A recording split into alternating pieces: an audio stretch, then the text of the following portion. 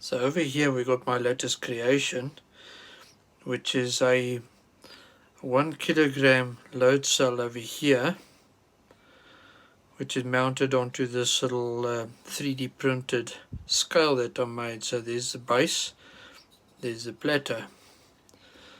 Now this is a 1 kilogram load cell. So what I've done is I've hooked it up to an HX711 chip over here, which communicates with an Uno, and coupled to that I have an R2C display over here. So I'm dividing this down quite a bit for some resolution.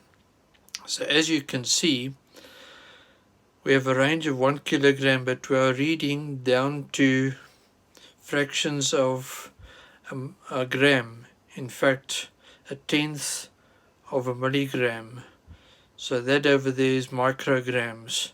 Okay, so obviously there's some noise which happens when you are taking readings at these low values. Okay, so let me show you. This is a little micro USB port which I removed from a device.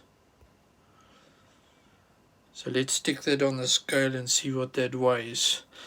Now what I'm having to do to get rid of most of the noise is take 20 samples over here and then further average that 10 times over here to stabilize the reading.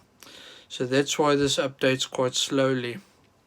But you'll see that this settles down to about 230, 240 milligrams for the mass of this little USB port over here.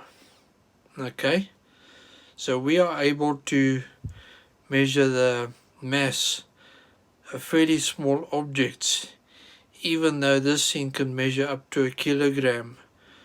So it's not too bad for a little hobby scale which can do measurements of fairly small objects. It's not a precision thing, but I think for a budget build, this is a few $100. You've created a scale which can measure things in milligrams. We haven't done too badly here. So I see we're getting to the end of our video. Thanks for being here. Thanks for watching. Hope you enjoyed it. And see you next time for more stuff. Cheers.